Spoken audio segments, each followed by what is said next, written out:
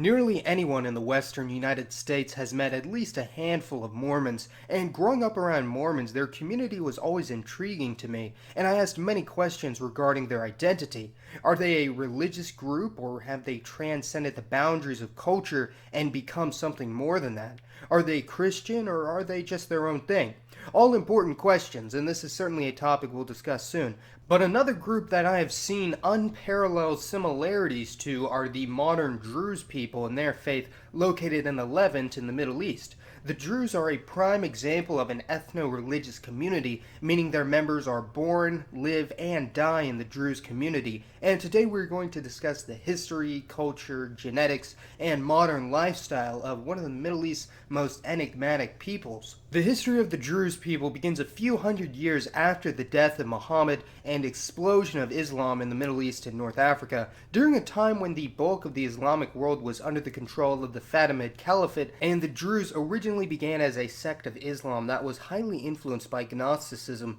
which has its roots in Judeo-Christian philosophies, and also influenced Yazidis and Mandaeans and other sects of Islam. Interestingly, the name for the modern Druze people actually comes from Muhammad ad-Darazi, an early Druze preacher whom the Druze subsequently cast out of the community as a heretic, and the neighboring Muslims would refer to the sect as Druze almost in a pejorative or derogatory manner, but the name stuck, and that's what they refer to themselves as to this day. Additionally, the Druze faith began to incorporate elements of Hinduism and even ancient Hellenism into their traditions, and hence it is difficult to classify them as either Muslims or belonging to some other group, as the Druze believe that Moses, Jesus, and Muhammad were all divine prophets, while also holding veneration for classical Greek figures such as Plato, Aristotle, and Alexander the Great. Now, due to the historical tensions between Druze and Muslims, as well as the fundamental differences in their philosophies, the Druze do not generally consider themselves Muslims,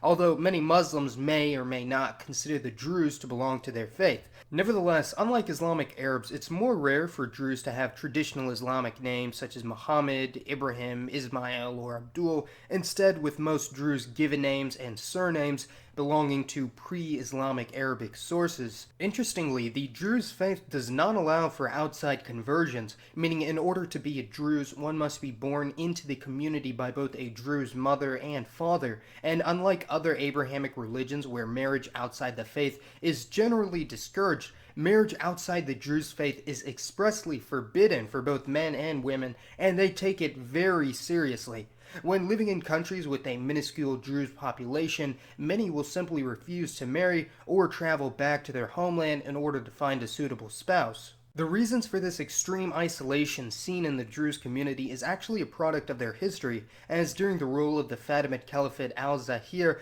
the Druze community were nearly wiped from existence due to extreme persecution, and in order to survive, they largely practiced their traditions in secret, and perhaps as a way to appease future caliphs, refused to gain new converts in order to keep Muslims from proselytizing to the Druze faith and upsetting the caliphate. Even after this, the Druze had few allies, although during the Crusades, the Druze were heavily opposed to and fought against the Catholic Crusaders in the Levant, and this is how they started to gain favor with the Islamic masses, while also gaining political power and setting up the stage for their extreme patriotism and loyalty to their host countries seen today. This didn't stop the Druze from persecution altogether, although they did gain the respect of other Muslims, Christians, and Jews alike. Before the closing of the Druze faith to outsiders, there were converts as far away as Iraq, Persia, and even Yemen, although during the Fatimid rule, these communities fled to the Levant, coalescing into a single community and more or less blending into the prevailing Islamic society in order to survive,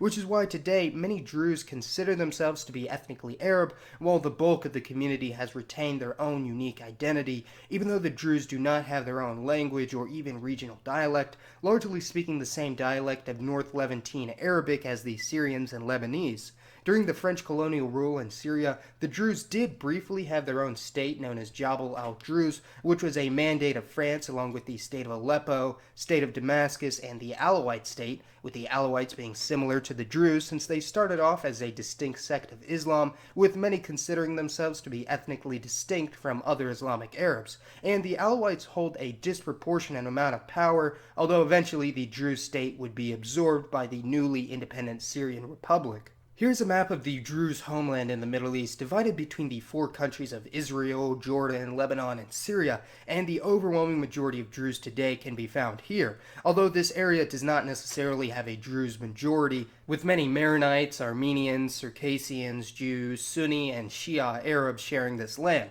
Also worth mentioning is that although there are a handful of Druze nationalists who want to establish their own independent state in Syria or elsewhere, for the most part Druze are well known as some of the more patriotic and loyal groups in the Middle East. Druze politicians are heavily involved in the legislation of their home countries, represented more than any other minority, as well as being heavily overrepresented in the country's military, especially in Israel, where unlike other Arabs of Israel, the Druze are not exempt from military conscription. Despite making up only 2% of Israel's population, the Druze comprise at least 10% of the country's military, quite an impressive feat. Although the majority of Druze have an unshakable loyalty to their home nation, a growing minority are refusing to serve in the Israeli army, even facing jail time as a repercussion, with many of these Druze identifying more with the Palestinian cause and having communist or other far-left political views. This brings us to the genetic makeup of the Druze people, many of whom have a unique phenotype in the Middle East,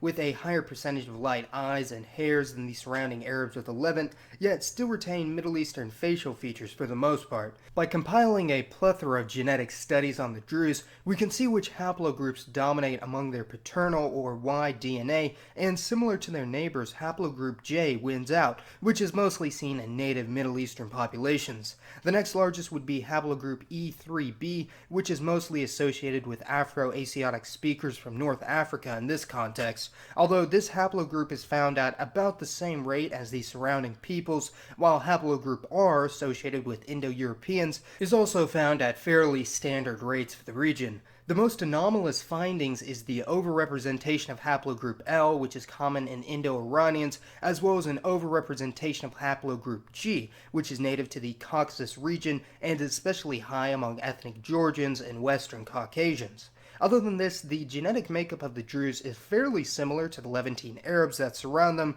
being especially similar to Lebanese Arabs, as you can see by this chart. Although historically, the Druze did not participate in the trans-Saharan slave trade that saw countless numbers of sub-Saharan Africans transplanted to the Arabian Peninsula, and this is extremely evident in a country like Yemen, where up to 40% of their mitochondrial or maternal DNA is of sub-Saharan African origin. So judging by this data and the highly endogamous nature of the Druze community throughout the 1,000 years of their existence, we can largely assume that the Druze are pretty much a snapshot of medieval Middle Eastern demographics without admixture from the progressive waves of immigrants that also influenced the region. As mentioned previously, the Druze homeland is located in the Levant in the Middle East, wherein a little more than 1 million Druze people call their home. However, historic and recent migration waves have led to large numbers of Druze located outside of this region. In a previous video, I stated that Middle Easterners were essentially one of the unspoken pillars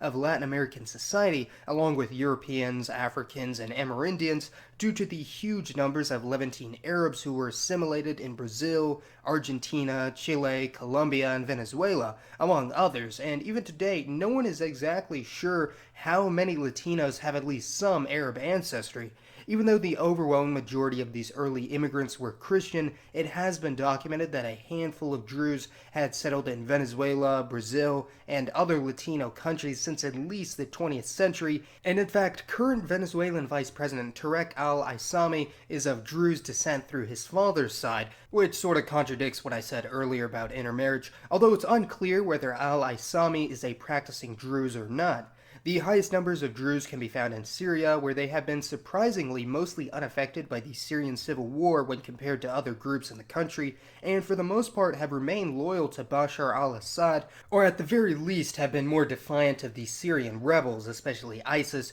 who have regarded the Druze as infidels and heretics. Numbering around 700,000, the Syrian Druze make up only 3 to 4% of Syria's population, but are extremely influential, and likewise Lebanese Druze also only make up around 5% of Lebanon's population, yet also hold a considerable amount of power in the country. Druze number some 50 to 60,000 in Latin America, as official statistics are almost non-existent on religious makeup in these countries, and many are counted simply as Muslim, while in North America the Druze also number some 70,000, mostly in California, with some 40,000 in Europe and 20,000 in Oceania and other parts of the world. So are the Druze a cultural, ethnic, or religious community? From watching this video, it should already be clear, and despite being immersed in Levantine culture, the Druze community have their own unique history, gene pool, traditions, and culture that have been influenced by countless other civilizations. Let me know your thoughts on the history of and modern lifestyle of the Druze people, and I'd love to hear the opinions on the identity of my own subscribers of the Druze community. For today's poll, be sure to let me know whether you think the Druze should be considered ethnically Arab and or culturally Islamic, although when it comes to some subjective aspects of society, perhaps some questions are better left unanswered. Thank you all so much for watching. This has been Mason, and I'll see you next time.